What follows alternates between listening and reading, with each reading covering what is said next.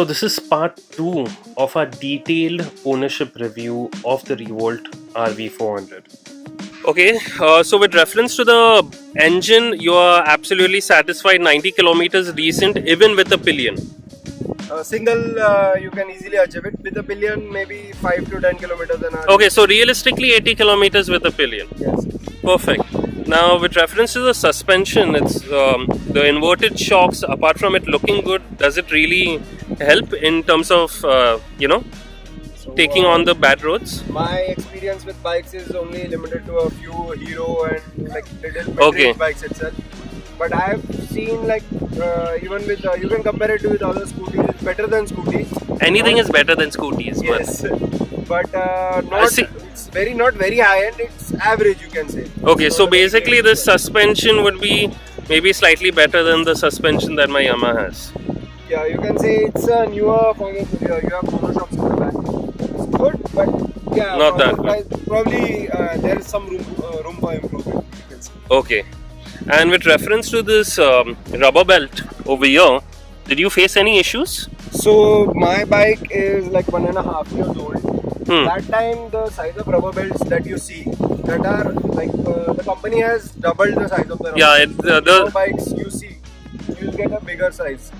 So even with the smaller size, I haven't faced any issues. It hasn't broken. I've spoken to like hundreds of Revolt owners, but nobody has ever faced any issue for the rubber belts. Okay. I mean, the guy, the salesperson I spoke at Revolt, they claim to say that the rubber belts are made from the same stuff that airplane tires are made of.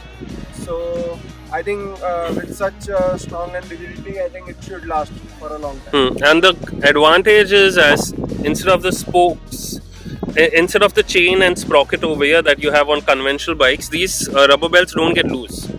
They are forever tight. That's a good thing. So with reference to the version 2.0 which was released right now, the rubber belt is thicker. Yeah. There is an attachment for the battery so that it doesn't shake. Even though you are claiming it was not an issue to begin with, what else has Revolt changed in the new version? I've seen the newer bikes. There are smaller changes that they've made. For example, when we open up the battery here, the MCB is really close to the battery.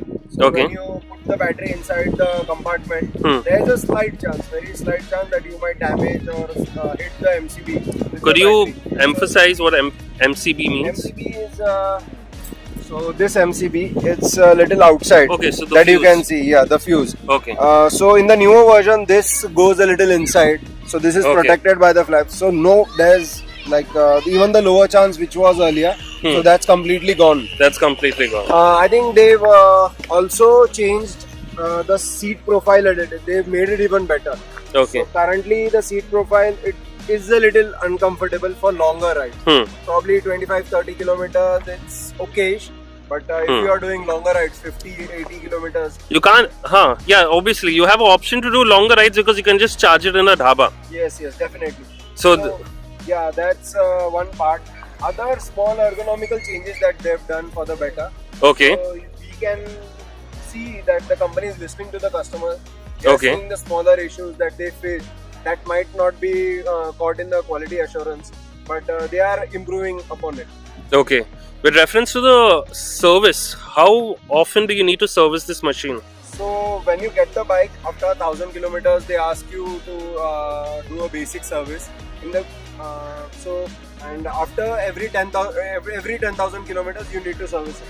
But the thing with the electric bikes is there's hardly any parts to service in this. You have the battery, motor, MCB controller, battery, the CPU of the bike. Yes. Frame and wheels. That's the most amount of parts. Yes. You can visit any Revolt showroom. They have entire parts laid out on a wall. So there's no point of failure. There are very few points. There are very few moving parts as compared to the internal combustion engine. So the servicing hardly takes an hour. At max. What happens in the servicing? What needs to be serviced? In the service, they check, they plug into the MCB and check if there are any errors on the software front or if there are some things that can be updated. I think they even update the software on their side. So that's there. They check the battery and its health. They check the brakes. I think it has disc brakes. They check the shock absorbers, and that's mostly it. There's nothing really to service. Okay. And if I'm not mistaken, even though it's electric, there is a certain amount of lubrication required, right? Lubrication is only required for your brake oil. Okay, okay. So this machine doesn't have. No, no, no. Okay, the Teslas and all, they have a certain lubrication that's Since required, they, but those operate are at a higher speed, so yeah. they need some lubrication to cool it Okay. down and have it. And I'm assuming, like our PCs, there are fans to cool the motor down, right? So this is the air cooled, completely air cooled. Oh, this is completely air cooled. Yes. Okay. Inside the thermal management system, whatever they have it, it's completely inside. It's completely locked. It's not that you can easily access it. So whatever cooling they have, it's completely inbuilt in the inside the unit.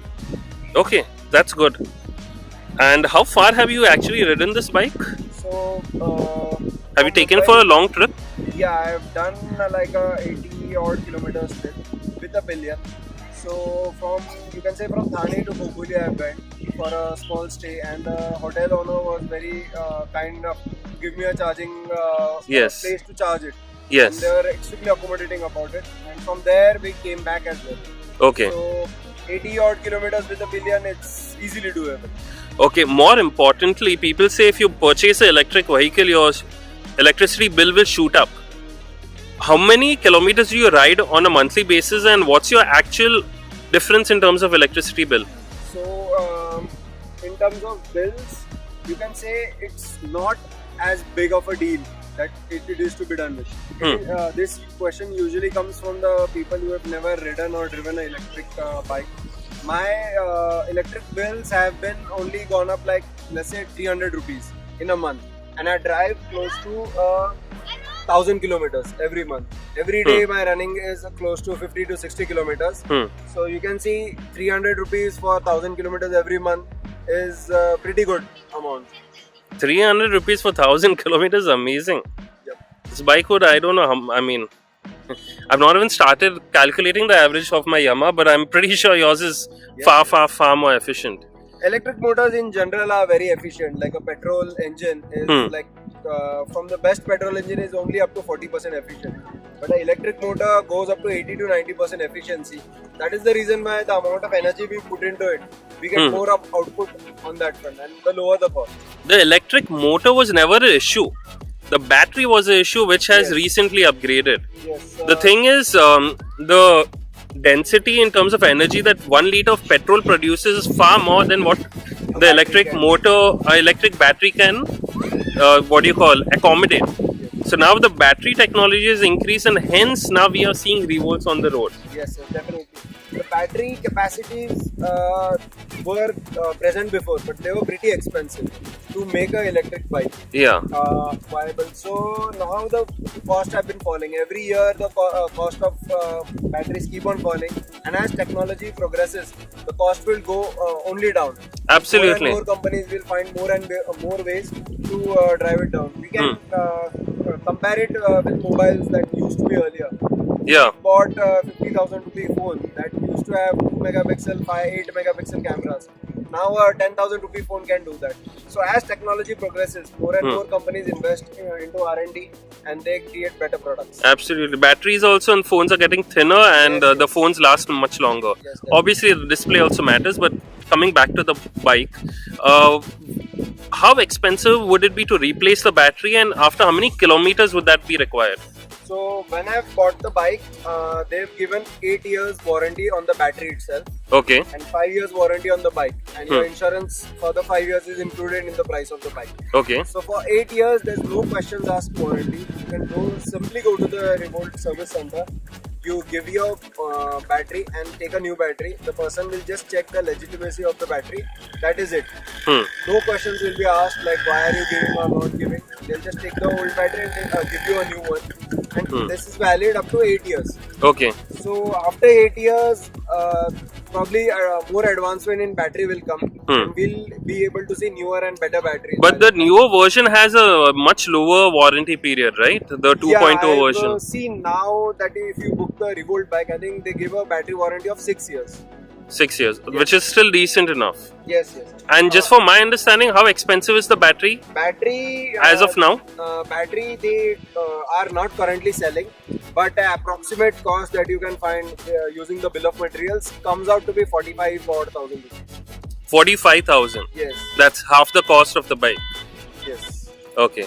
And I could see you pressing this button. So basically, this is remote control. Yes. So with every Revolt comes this key, and with this key you have 4 options: to lock the bike, to unlock the bike, start the bike, and geolocate the bike. So wherever you are in a parking lot and supposedly there are 100 Revolts that are standing, you can always locate yours, because it will start beeping the moment you press it. Okay.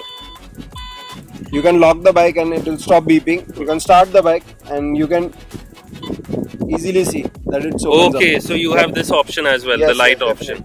And have you used the what do you call? It's got a speaker, right, for artificially Yes, showing that it's a internal combustion engine. But have you ever used it? Yeah, I used to use it a lot earlier to show off, but Isn't it now- embarrassing? Yeah. Use it.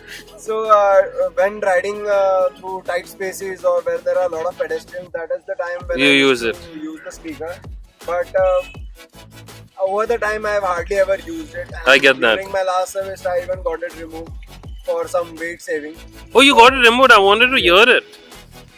Probably some other time we can get Okay. some other remote to hear. So, if I'm not mistaken, with reference to the speakers, you can actually load the exhaust of a Harley Davidson, of a Ducati, of a Kawasaki, yes. something like that, right? So in the Revolt app, they have 4 different sounds of 4 different kinds of bikes. Okay. So you can always simulate that in the bike.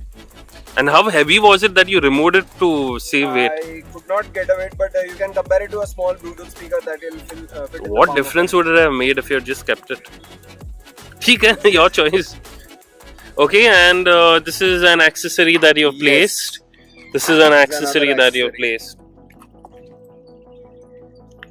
It comes in handy when carrying the charger over some distances. So what I'll do is, let me just take a small ride and let me see how amazing this bike is.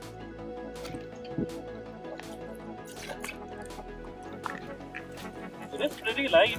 Yes. You need to kick the stand up. Until the stand goes up, you can't really start the bike. This is also a really good beginner's bike because you can always start riding this bike in mode number 1.